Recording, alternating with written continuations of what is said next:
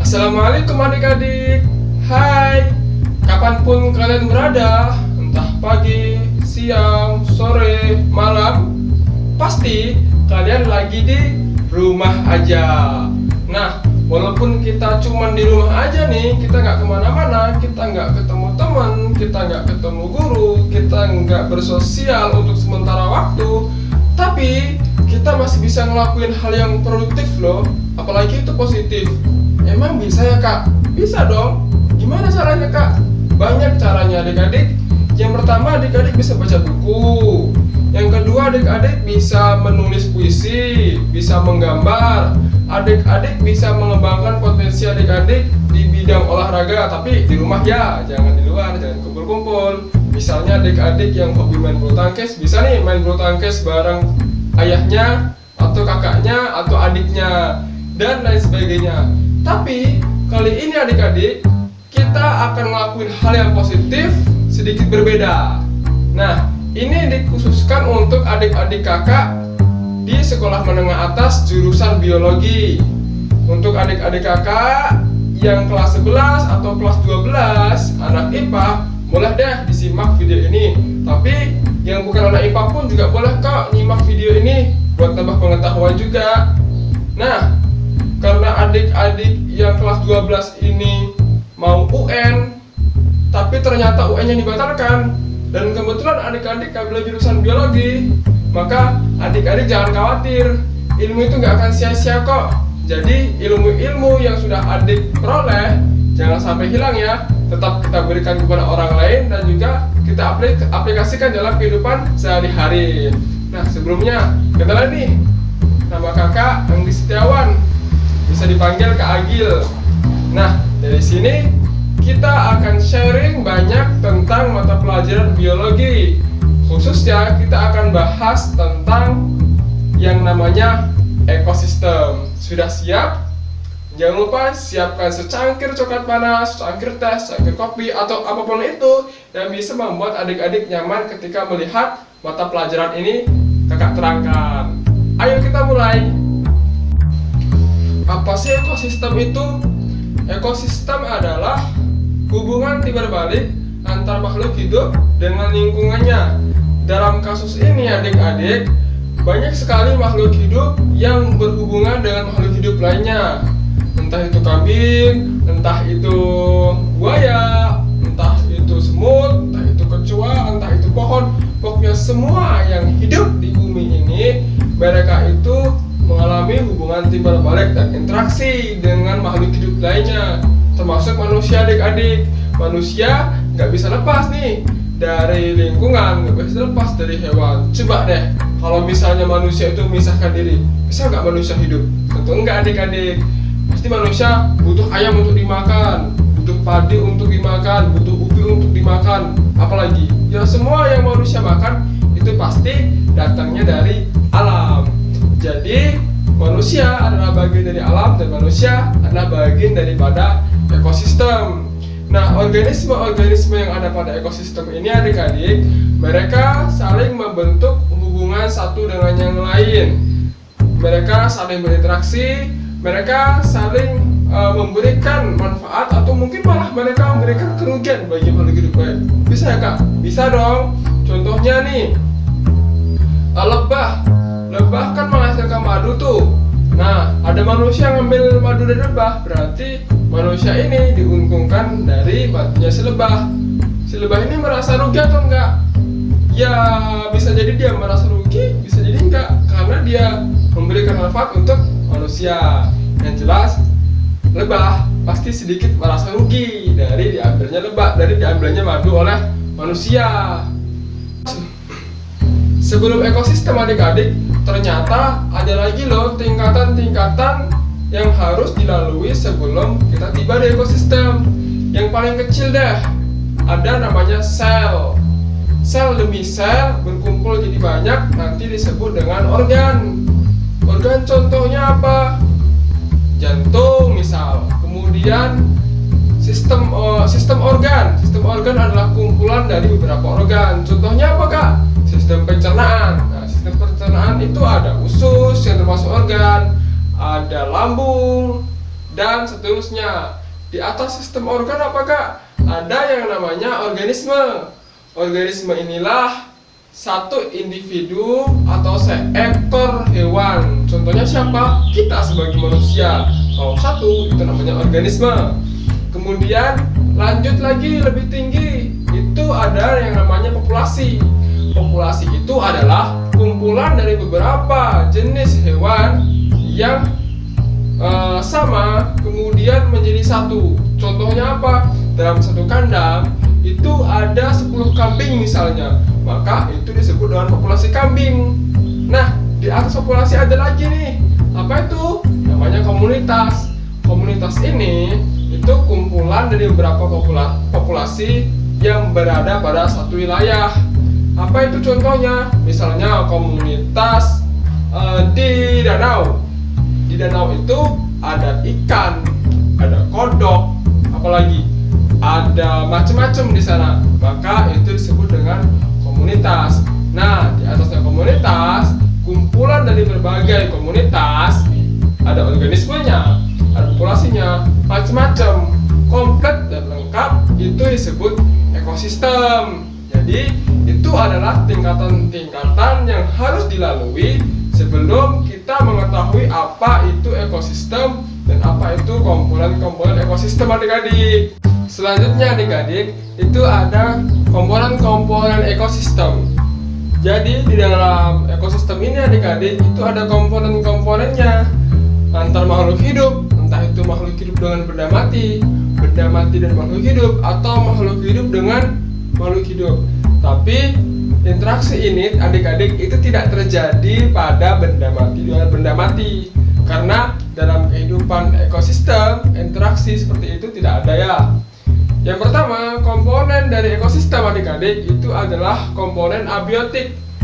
Komponen abiotik ini adalah komponen dari alam atau ekosistem yang tersusun dari benda-benda mati, baik cair, gas, atau padat.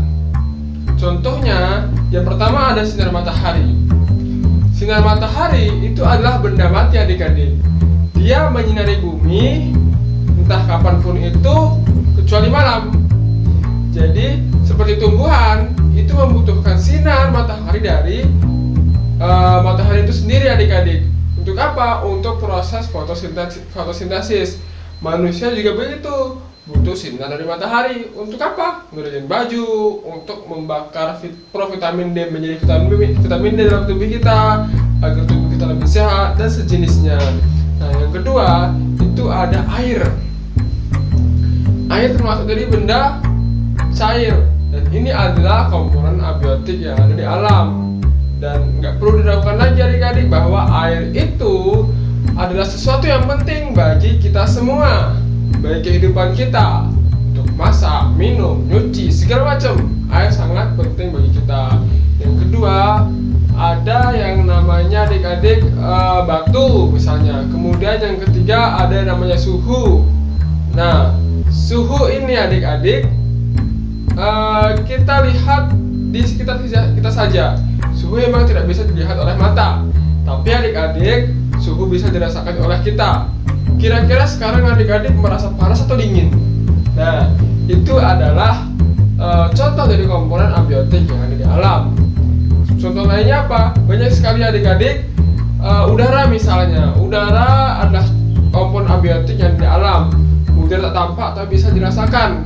Itu adalah benda gas. Kalau kentut, apakah itu termasuk dari komponen abiotik? Silakan adik-adik pikirkan sendiri jawabannya. Nah, yang kemudian, adik-adik, ada komponen biotik dari alam. Komponen biotik ini, adik-adik, adalah komponen yang terdiri dari benda-benda hidup atau makhluk hidup yang ada di alam.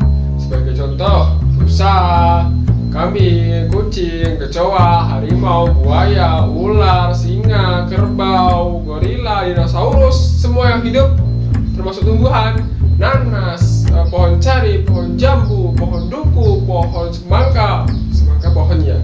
Nah, itulah pokoknya adik-adik. Semuanya yang berhubungan dengan benda hidup itu adalah komponen biotik yang ada di alam. Interaksi antara komponen biotik dan komponen abiotik ini adik-adik itu sangat penting. Untuk apa, Kak? Untuk kesetimbangan alam. Jadi adik-adik, kita manusia sebagai alam, sebagai bagian dari alam, kita tidak seharusnya mengganggu kesetimbangan alam. Karena apa? Kalau kesetimbangan alam itu diganggu, nanti alam akan mencari kesetimbangan lagi. Contohnya apa adik-adik? Misalnya kita menebang hutan. Nah, alam akan mencari kesetimbangannya dari hutan yang ditebang oleh manusia itu. Kesetimbangan apa yang dicari? Banjir. Nah, itu adalah bentuk dari alam yang mencari kesetimbangan. Karena tidak ada pohon-pohon yang menahan erosi, yang menyerap air, maka terjadilah banjir atau tanah longsor dan sejenisnya. Baik ya adik-adik, kita lanjut ke materi berikutnya. Selanjutnya adik-adik, di dalam komponen biotik yang sudah kakak jelaskan tadi, itu ada bagian-bagiannya lagi. Dan bagian-bagian ini perlu banget kita ketahui. Buat apa, Kak? Buat kita lebih mudah menjaga alam, agar kita mampu memperhatikan alam lebih jauh lagi. Jadi bagian yang pertama itu ada produsen. Nah, produsen ini adik-adik, dia itu selalu tumbuhan, ya, tidak mungkin dia hewan, tidak mungkin. Jadi produsen itu selalu tumbuhan. Contohnya adalah padi, jagung, tebu, dan seterusnya. Yang kedua adik-adik, itu ada konsumen. Dan konsumen ini adik-adik, dia banyak tingkatannya. Ada konsumen tingkat 1, ada konsumen tingkat 2, dan ada konsumen tingkat 3.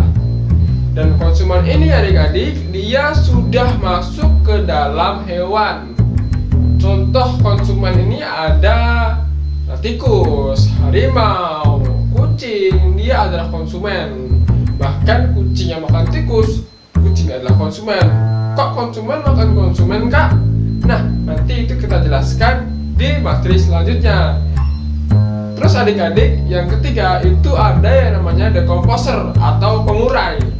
Nah, pengurai ini adalah makhluk hidup yang fungsinya untuk mengurai semua sisa makanan dan juga hewan yang sudah mati untuk diserap oleh tanah menjadi unsur hara. Mereka yang sudah mati, tumbuhan dan juga hewan, diuraikan oleh pengurai, kemudian kembali lagi kepada tanah untuk dijadikan sebagai pupuk secara alami. Yang menjadikan mereka pupuk adalah pengurai itu sendiri adik-adik, atau decomposer itu sendiri. Contoh pengurai ini apa? Contoh pengurai ini adik-adik adalah jasa trenik, ya, jasa trenik atau belatung atau lalat. Itu adalah pengurai yang berasal dari alam. Kemudian yang terakhir adik-adik, komponen dalam biotik ini adalah penghancur atau detrivivore. Nah, penghancur ini adik-adik, dia menghancurkan sisa ekosistem berupa tumbuhan mati ataupun makhluk hidup lainnya yang sudah membusuk atau mungkin sudah menjadi bangkai. Itu tidak dijadikan sebagai serapan tanah sebagai unsur hara, tapi dihancurkan oleh detrivivore atau penghancur itu sendiri. Contoh dari detrivivore ini adalah adik-adik rayap. Nah, rayap ini dia menghancurkan benda tidak untuk kembali ke alam, tapi untuk dirinya sendiri, dan tidak ada efeknya untuk alam selain detrivivore itu sendiri atau rayap itu sendiri. Jadi sampai sini semoga adik-adik paham. Kalau misalnya adik-adik belum paham, boleh diputar kembali videonya sebelum adik-adik kembali ke materi berikutnya, agar materi berikutnya adik-adik mampu memahami dengan mudah. Kalau adik-adik sudah mengulang video ini dari awal, kemudian adik-adik sudah paham, mari kita lanjutkan materi kita berikutnya. Yang berikutnya itu ada yang namanya aliran energi. Nah, apa itu aliran energi? Aliran energi adalah rangkaian atau urutan perubahan energi dari satu bentuk ke bentuk lainnya yang berada pada alam. energi ini akan berubah wujud dari wujud satu ke wujud berikutnya, menjadi wujud yang paling kecil atau menjadi wujud yang paling besar. Ini disebut dengan aliran energi. Aliran energi bisa diawali dari matahari, kemudian berubah menjadi tenaga surya, bisa diawali dari tumbuhan, bisa diawali dari air, dan seterusnya. Ini disebut dengan aliran energi yang ada di alam. Sebagai contoh, tenaga surya, pemanfaatan matahari sebagai listrik, itu contoh dari aliran energi. Kemudian pembangkit listrik tenaga angin, itu adalah contoh dari aliran energi, adik-adik. Jadi dalam aliran energi ini, adik-adik, ada bagian-bagiannya lagi ternyata. Apa itu bagian-bagiannya? Simak terus ya, jangan sampai adik-adik tertinggal materi yang akan berikan kepada adik-adik semua. Yang pertama, ada rantai makanan. Rantai makanan adalah urutan makan-memakan yang ada pada alam, mulai dari produsen.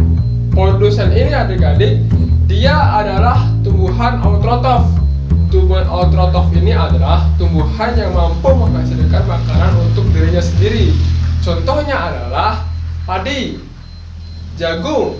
Dia adalah tumbuhan yang mampu menghasilkan makanan untuk dirinya sendiri. Kemudian nanti produsen ini akan dimakan oleh konsumen satu akan dimakan oleh konsumen dua akan dimakan oleh konsumen tiga, dan konsumen tiga akan mati kemudian diuraikan oleh pengurai atau dihancurkan oleh dekomposer. Contohnya apa, adik-adik? Contohnya seperti gambar di sini. Nah, di sana ada jagung. Kemudian ada tikus yang makan jagung. Kemudian tikus memakan jagung, tikusnya dimakan oleh ular. Nah, ular dimakan oleh elang. Ya. Kemudian seterusnya sampai habis. Ini adalah contoh daripada rantai makanan yang ada di alam. Apakah rantai makanan cuma itu? Tidak, rantai makanan ada banyak. Dan ada juga yang pendek, ada juga yang panjang. Adik-adik bisa melihat lingkungan sekitar dan juga tempat adik-adik tinggal bahwa rantai makanan itu ada banyak. Kemudian apakah manusia tidak termasuk ke dalam konsumen? Manusia termasuk ke dalam konsumen, dan manusia adalah bagian daripada rantai makanan itu sendiri. Contohnya apa? Contohnya padi dimakan oleh ayam, ayam dimakan oleh manusia, manusia dimakan oleh siapa? Itu ada lagi nanti sampai ke atas sampai ke pengurai itu sendiri, adik-adik. Jadi ini adalah penjelasan dari rantai makanan.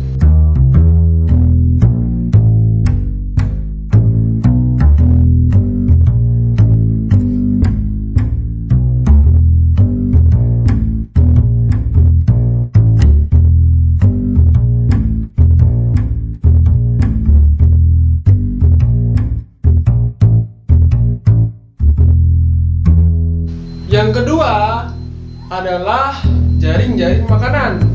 Kalau tadi rantai makanan itu hanya satu lingkaran, maka jaring-jaring makanan sesuai namanya, teman-teman. Maksud saya adik-adik, sesuai namanya. Jadi dia itu seperti jaring-jaring betulan. Dia akan saling menyilang dan saling memakan, tidak harus berurutan. Contohnya apa? Di dalam ekosistem itu ada padi, kemudian nanti padi dimakan oleh tikus, atau nanti sebelah sini dimakan oleh burung. Jadi ada dua konsumen satu. Kemudian konsumen satu ada konsumen dua. Konsumen dua ini nanti adik-adik akan memakan konsumen satu, juga konsumen satu yang lainnya. Nah, seterusnya. Jadi mereka saling memakan satu sama lain. Produsen itu hanya dimakan oleh konsumen satu, adik-adik, tidak oleh konsumen di atasnya. Agar lebih gampang dan lebih terperinci, kakak akan berikan gambar kepada adik-adik agar adik-adik mudah memahami materi yang akan berikan ini. Ini gambarnya.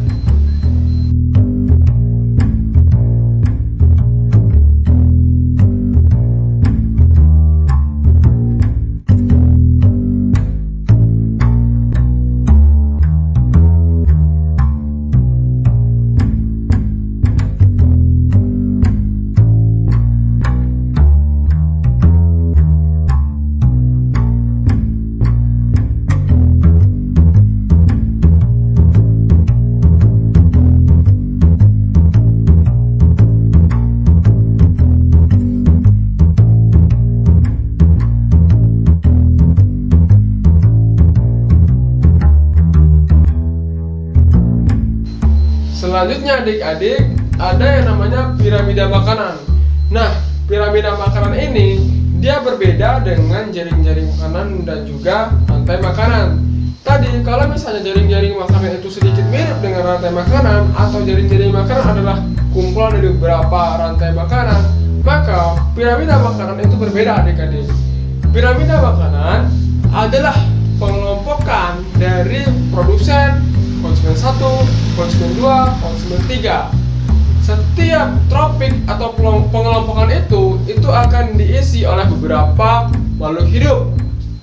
Maka contoh dari piramida makanan ini adik-adik seperti di gambar berikut.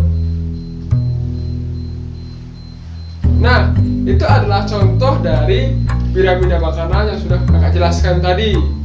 Ada tumbuhan sebagai produsen di sana, dan tumbuhan itu bukan hanya padi, ada jagung dan sejenisnya. Itu adalah kelompok dari produsen. Kemudian ada tropik yang kedua, itu ada konsumen tingkat 1. Di sana ada tikus, ada burung dan seterusnya. Itu adalah pengelompokan dari konsumen tropik tingkat 2. Dan yang ketiga ada konsumen di tropik yang ketiga, konsumen tingkat 3. Itu adalah ada kumpulan dari berbagai binatang di sana seperti kucing, harimau, serigala dan seterusnya. Dan di komponen berikutnya itu ada lagi kumpulan dari beberapa binatang. Inilah yang disebut dengan piramida makanan. Jadi dia dari bawah ke atas adalah posisinya memang seperti piramida, besar, mengerucut sampai kecil. Kenapa bisa begitu adik-adik? Karena jumlah produsen yang ada di alam ini banyak. Kemudian semakin ke atas ada yang namanya konsumen 1. Itu jumlahnya makin sedikit. Konsumen 2 makin sedikit, konsumen 3 makin sedikit, konsumen seterusnya makin sedikit. Nah, kalau misalnya jumlah konsumen ini lebih banyak daripada jumlah produsen, atau jumlah konsumen lebih tinggi, lebih banyak daripada jumlah konsumen lebih rendah, maka akan terjadi ketidaksetimbangan di kehidupan ekosistem. Akan lebih banyak konsumen daripada produsen, dan akhirnya konsumen akan banyak yang mati. Dan kalau konsumennya pada mati, maka manusia akan kebingungan, seperti burung misal, atau seperti ayam yang termasuk daripada konsumen dari produsen. Kita tidak bisa menikmati daging nanti. Itu sangat berbahaya bagi kita. Dan itu adalah 3 daripada aliran energi yang ada di ekosistem. Maka ulangi lagi. Yang pertama itu adalah rantai makanan, yang kedua adalah jaring-jaring makanan, yang ketiga adalah piramida makanan. Yuk adik-adik, jangan lupa materi yang udah kakak sampaikan tadi diingat lagi. Kakak ingatkan lagi, kalau misalnya adik-adik bingung, di pause dulu, kembali lagi ke belakang, dipelajari lagi. Kalau misalnya adik-adik memang orangnya pelupa, siapkan kertas dan pena untuk adik-adik mencatat apa yang sudah kakak jelaskan, agar adik-adik paham materi-materi yang sudah kakak jelaskan. Sebab kalau ini sampai adik-adik tidak paham, maka akan sia-sia kuota adik-adik yang adik-adik gunakan untuk melihat video ini untuk belajar. Jadi tetap semangat, belajarlah dengan metode adik-adik sendiri. Kita lanjutkan lagi materi kita di materi berikutnya.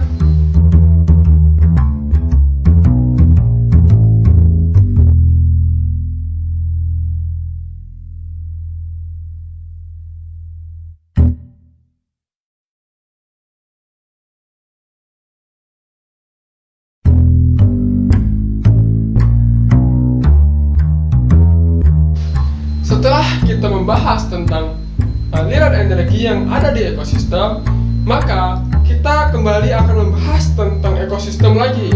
Kali ini adik-adik kita akan membahas tentang interaksi yang ada di ekosistem itu sendiri.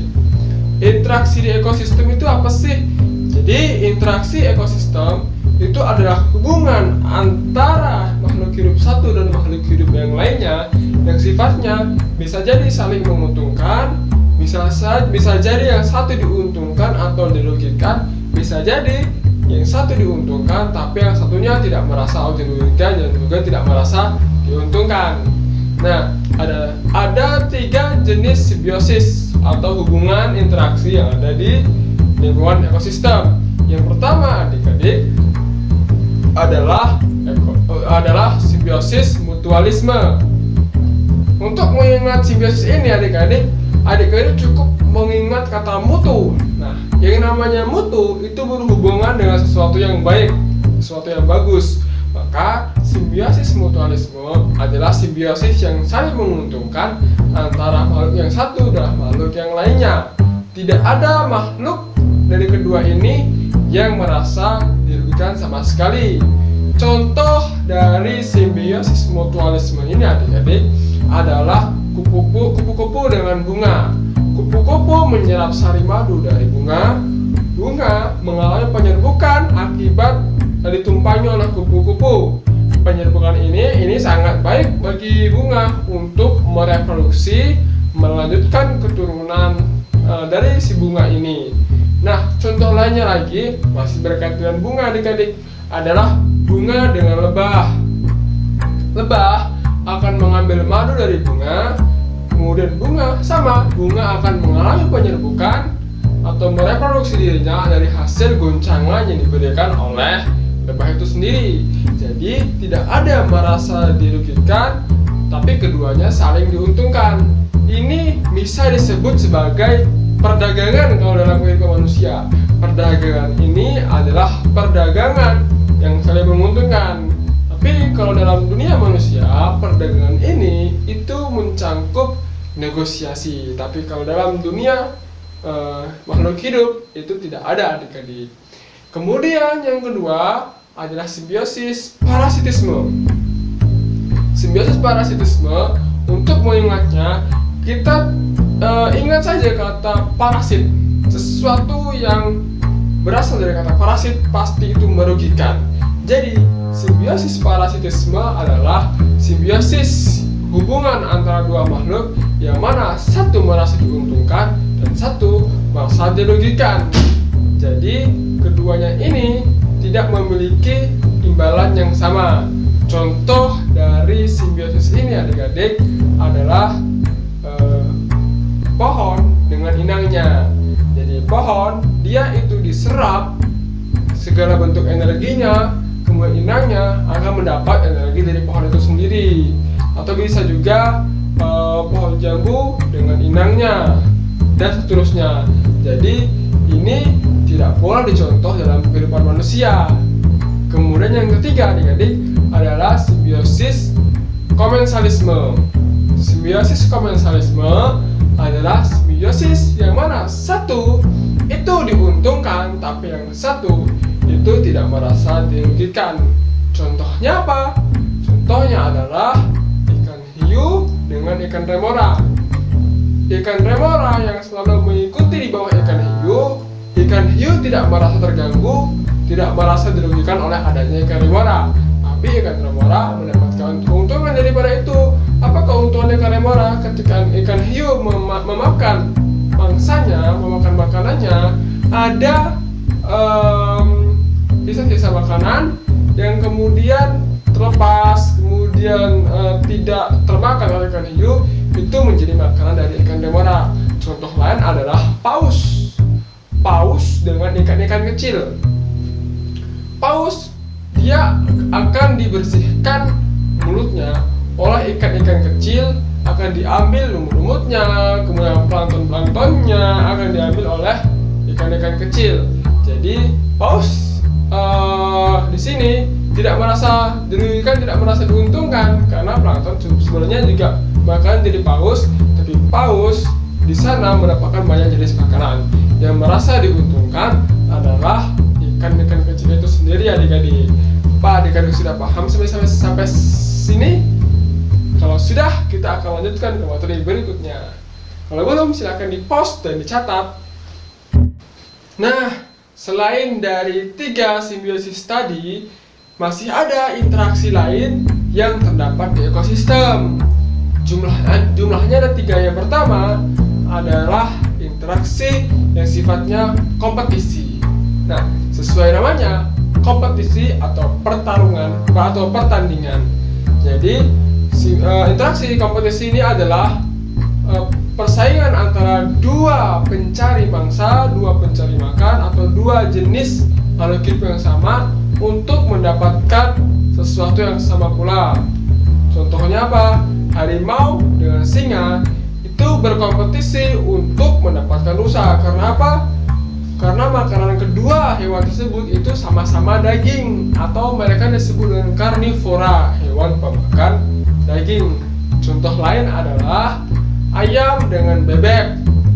Mereka sama-sama herbivora, memakan makanan yang sama. Jadi mereka berkompetisi untuk mencari makanan yang sama. Nah, kalau manusia itu berkompetisi, sama halnya dengan binatang, mereka juga berkompetisi. Jadi dalam hal ini manusia juga bisa berkompetisi. Ketika social distancing ini, misalnya ketika di rumah aja, manusia sering berkompetisi untuk membeli masker, menimbun masker, kemudian membeli bahan makanan, menimbun bahan makanan. Hal-hal yang kayak gitu adik-adik tidak boleh ditiru, karena kita akan merugikan orang lain. Walaupun kita punya hak untuk membeli barang tersebut, tapi kita juga perlu memperhatikan kesejahteraan orang lain, kesehatan orang lain, dan keselamatan orang lain. Yang kedua, setelah dari kompetisi itu ada yang namanya netralisme. Nah, netralisme ini adalah adik-adik interaksi di ekosistem yang antar dua makhluk hidup itu tidak ada hubungan sama sekali dalam mencari makan, dalam mencari tujuan. Jadi mereka semua saling lepas, tidak ada hubungan di antara mereka. Contohnya apa? Kucing yang memakan daging, dia tidak akan mengambil makanan si rusa. Rusa memakan rumput. Harimau yang makan daging, dia tidak akan memakan rumput, karena rumput bukan makan harimau, tapi rumput makan rusa. Jadi harimau dan rusa itu netralisme. Nah, kemudian yang ketiga adik-adik adalah predatorisme. Predatorisme ini adalah hubungan antara predator dengan yang dimangsa, pemangsa dengan mangsanya. Contohnya adalah harimau dengan rusa. Harimau itu karnivora, rusa herbivora, maka harimau akan makan rusa. Ini disebut dengan predatorisme dalam ekosistem lingkungan yang ada di bumi ini. Jadi, saya ulang kembali, interaksi yang ada di ekosistem, yang pertama ada simbiosis mutualisme, yaitu simbiosis saling menguntungkan. Yang kedua ada simbiosis parasitisme, simbiosis yang satu merasa dirugikan, yang satu diuntungkan. Yang ketiga simbiosis komensalisme, yang satu diuntungkan tetapi yang satu tidak merasa dirugikan atau diuntungkan. Yang keempat adalah netralisme, yaitu tidak ada hubungan antara satu dengan yang lainnya. Yang kelima adalah predatorisme, hubungan antara predator dengan yang dimangsa. Dan yang keenam adalah kompetisi, persaingan antara dua jenis makhluk hidup yang memiliki makanan yang sama. Jadi itu adalah 6 interaksi yang ada di ekosistem kita. Ini yang perlu kita ingat dan perlu kita aplikasikan dalam kehidupan kita sebagai anak biologi. Dan ini adik-adik, terlepas dari 6 interaksi yang ada tadi, ada satu komponen yang itu belum kakak jelaskan. Namanya adalah homeostasis. Homeostasis ini adalah komponen yang ada di lingkungan kita dan ia belum disentuh dan diapa-apakan oleh manusia atau makhluk hidup lainnya, dan dia berasal dari alam. Dia ada independen dan berdiri sendiri. Apakah itu unsur hara, tanah? Dia adalah homeostasis yang tidak tergantung oleh adanya makhluk hidup yang di bumi. Jadi dia adalah berdiri sendiri, tidak membutuhkan orang lain, membutuhkan makhluk lain atau tumbuhan lain, tapi mereka lah yang membutuhkan homeostasis di tanah ini. Nah, itulah materi kita pada kesempatan kali ini adik-adik. Tapi sebelum kakak tutup, ada satu materi dari ekosistem yang belum kakak sampaikan. Seharusnya Seharusnya materi ini kakak sampaikan di awal pembelajaran kita, tapi kakak ingin menyampaikan ini di akhir pembelajaran kita sebagai closing statement, yaitu macam-macam ekosistem. Jadi ekosistem itu adik-adik bukan hanya satu jenis saja, tapi ada banyak jenisnya. Yang pertama itu adalah ekosistem daratan. Ekosistem daratan adalah ekosistem yang didominasi oleh adanya daratan di wilayah itu sendiri. Contohnya adalah sabana, kemudian adalah hutan hujan tropis, atau juga taiga dan lain sebagainya. Nah, taiga adalah hutan yang didominasi oleh satu populasi saja. Populasi seperti pohon karet itu adalah taiga namanya, karena cuma ada pohon karet aja di sana. Nah, kemudian adalah ekosistem air. Ekosistem air tentu dari namanya adalah ekosistem yang berasal dan berada di air itu sendiri. Contohnya adalah danau, kemudian ada sungai, kemudian ada laut. Itu adalah ekosistem yang bersifat air. Kemudian yang terakhir adalah ekosistem buatan.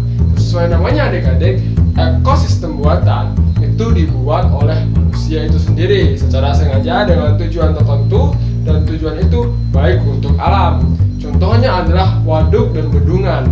Ini adalah ekosistem yang dibuat oleh manusia itu sendiri dengan tujuan-tujuan yang memberikan manfaat bagi ekosistem yang alami dan juga manusia-manusia yang ada, dan juga serta sebagai wadah untuk hewan dan juga tumbuhan berkembang lebih baik di sana.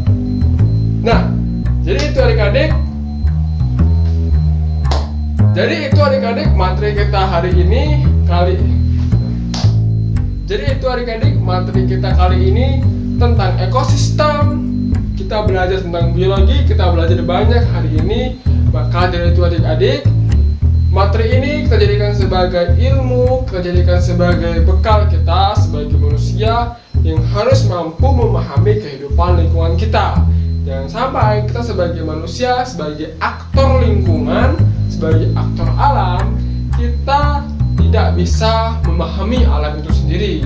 Jangan sampai nanti kita menyebabkan adanya banjir, jangan sampai nanti kita menyebabkan adanya longsor, jangan sampai nanti kita menyebabkan bencana-bencana lainnya yang itu berasal dari kita sendiri. Karena apa? Karena kita tidak menjaga lingkungan kita. Jangan sampai kita sebagai manusia itu membunuh hewan yang tidak seharusnya dibunuh, memangsa hewan yang tidak seharusnya dimangsa, memburu hewan yang dilindungi oleh pemerintah. Maka kalau misalnya adik-adik menemukan orang-orang seperti itu, orang-orang yang suka memburu hewan yang langka, orang-orang yang suka menjual hewan yang langka, orang-orang yang suka melakukan penjualan ilegal, penjualan hewan, orang-orang yang suka menebang hutan secara liar tanpa adanya regulasi, maka segera mungkin adik-adik laporkan itu kepada pihak yang berwajib, agar apa? Segera diberikan penanganan oleh pihak yang berwajib, agar bumi kita tetap lestari dan kehidupan kita tetap lestari. Mungkin itu, sampai berjumpa di lain waktu. Tetap konsisten untuk belajar, jangan puas dengan ilmu yang sekarang kita miliki. Terus belajar adik-adik, walaupun kondisi kita sedang tidak baik-baik saja bumi ini, tetap semangat untuk memperbaiki bumi. Assalamualaikum warahmatullahi wabarakatuh.